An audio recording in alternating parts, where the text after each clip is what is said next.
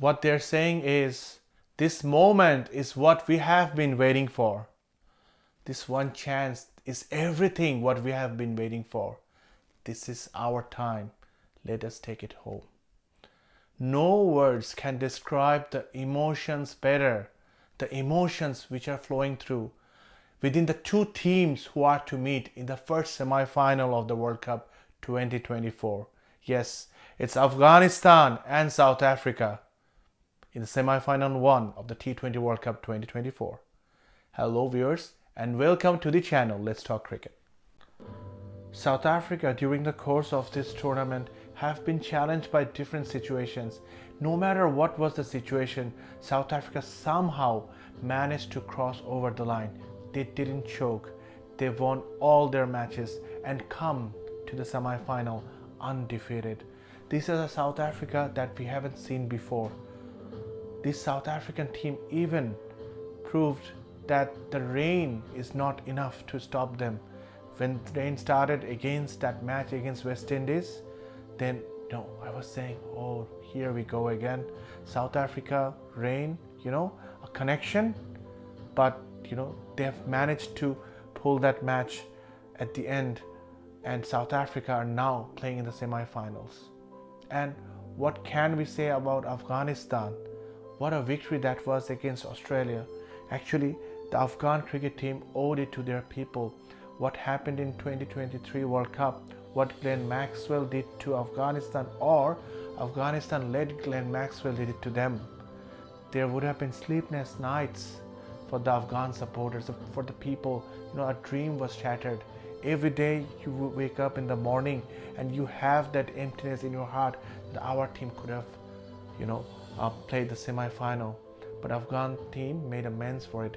They certainly made up for it. The same Australian team, they beat them and now they're into the semi-finals. Yes, South Africa is more experienced. They have made it to the semi-finals 3 more times before, or even 4, I'm not sure. And this is the first time for Afghanistan. But one thing is common. Neither of the team has won any World Cup in cricket. Neither of this team have made it even to the finals. So the butterflies will be in the tummies in both the camps. Should be a very, very interesting battle. The match is going to be played in Trinidad and Tobago, the hometown of Brian Charles Lara. We have seen 5 matches in this tournament played in this ground. It's really difficult to say how the pitch will react because 4 out of those 5 matches were featuring Uganda and Papua New Guinea. And Afghanistan have the experience of playing 1 match against one of the minnows. One competitive match which was played here was New Zealand versus West Indies, where West Indies was in a very difficult situation. They were not even sure that they could get to 120. They ended up getting 149 and then restricted New Zealand to 136. So this is a pitch which helps the bowlers. So it helps the seamers, helps the spinners. The ball stops, holds, doesn't come into the bat, and there's a zip when the seamers are bowling. So batting will not be very easy. But the ground staff are preparing the ground since the group stages, and they have had some time and to get the rollers over the pitch. So they're expecting it should perform better in terms of batting. So the team batting first have to score 160 and 70. This will be a competitive total. If the team batting first scores somewhere like 140, it might not be very easy for them to defend because there will be dews also. And this pitch is something which will suit bowlers from both sides. We know Afghanistan has dangerous bowling attack with their seamers, Faruqi and Naveen, and of course their spinners. South Africa, who can forget Nokia and Rabada, and their spin twins Keshav Maharaj and Shamsi, doing a lot of damages to the opponent teams. If I were in Afghanistan camp, who would be the 3 players that I will watch out for? Number 1 would be Quinton de Kock. The kind of starts that Quinton de Kock is giving is letting South Africa get away, and if they don't get de Kock early, it might be too late too soon, because de Kock, even if he gets 30 balls, right, he scores 50, And in this pitch, in this knockout match, a quick 50 will Afghanistan will be playing the catch-up game.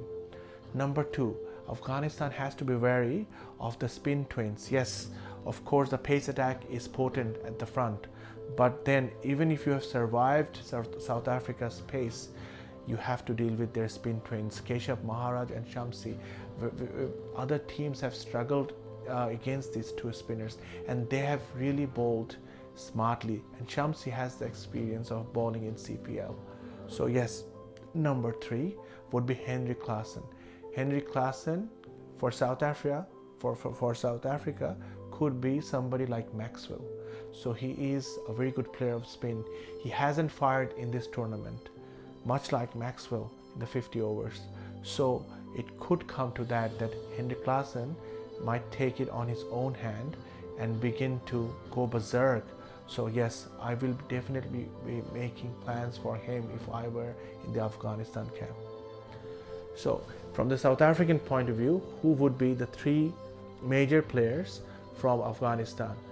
Well, first you have to break the opening partnership as early as you can, because this is the foundation of Afghanistan team. The openers have been laying the foundation. Except for the openers, there isn't anybody who has scored any runs during the whole course of the tournament. So yes, separating the openers would be the first task. Number two, of course, the Pathan, Rashid Khan. When there was a situation in that game against Bangladesh that Bangladesh might not reach the semifinals, but surely they were going to win the game easily. But then the rise of Rashid Khan, then the rise of a captain who has taken the burden of a nation on his own shoulders. Rashid Khan, he is one of the finest T20 cricketers around the world, and yes, with his experience and guile and ability, he knows how to make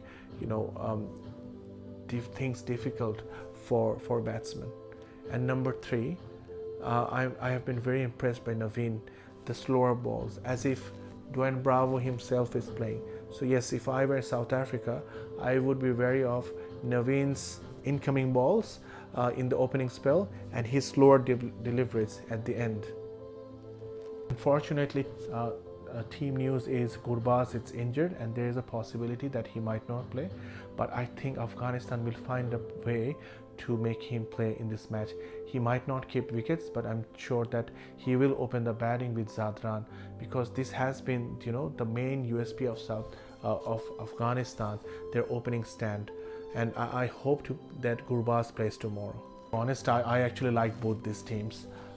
South Africa, I have liked South Africa since the days of Hansi Cronje. I still remember how sad I was after the semi-final in 1999, South Africa versus Australia. I really want South Africa to do well. I also have a lot of admiration for Afghanistan since they have come to the cricketing circle, the cricketing map. The way they play their cricket, especially Rashid Khan, Gurbaz, I really like these boys. I also want Afghanistan to do good. So no matter what happens, whoever wins, I will be happy for one team and sad for the other, because I really like both the teams.